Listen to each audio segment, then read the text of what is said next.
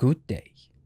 Lately, I noticed a lot of players still barely understand what item power truly is.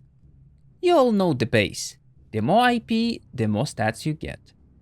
But what and how much exactly you get? What is the difference between completely new player, a player with 100 spec, with an entire line maxed to 100, or same with the main build at 120s, or completely maxed? First of all, let's quickly go through IP and what it offers. As I stated earlier, IP is the main variable that all your stats are based on. Each 100 IP on two-handed weapon increases your damage and energy consumption by 9.18%, healing by 6%, and HP by 6%. However, values on one-handed weapons scale around 10% weaker every 100 IP. If you compare one-handed to two-handed weapons, the more IP weapons will have, the bigger damage, mana and CC duration difference will be. Here's a little table and a chart. Every stat on offhands scale by around 16% per 100 IP. As for armors, the values change over the amount of IP, giving you more HP and resistance at the beginning and less at the end. However, it doesn't change the amount of hits required to kill you, so no matter how high the IP gets, it will always require the same amount of hits to finish you off.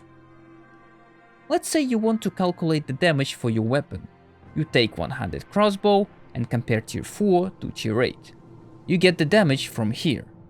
Now we just need to calculate the IP difference and simply put the value into this formula. And it doesn't work.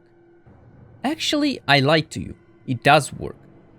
If we do a comparison with 400 IP, it will work as intended. But why it works so strange? The reason is, I have no weapon equipped. Here we encounter an interesting bug. If you have no weapon equipped, all weapons you click on will show you the stats if you would have no mastery or spec at all, so pure IP and quality. But if you happen to have some maxed weapon, you can easily compare it to any weapon you want, since visually it will share the same spec progression. Same applies with any other equipment slots. Now, let's get straight to the comparison of different progression states. Having no spec on weapons at all, but tier 8 mastery will grant you only 20 IP. Let's take it as a base. But if one has a weapon maxed to 100, he will get 240 IP.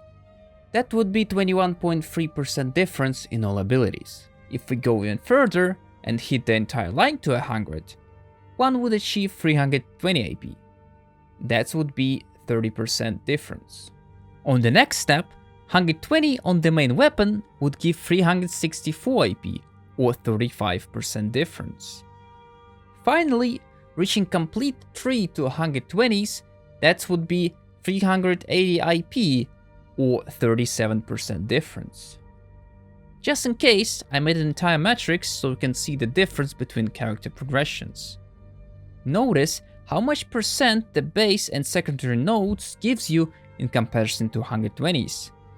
Yes, 120s still give decent amount, but it's not that hard to unlock the base 100 on the weapon you mainly use, in comparison to how much fame and silver it takes to get 120s. I was really curious on that topic, and it took me a while to figure this all out. This little research should encourage you to do a little bit of grinding, because being able to clear and fight by at least 20% better will straight up increase your silver and fame gain, and of course survivability by around that much. Thanks for watching.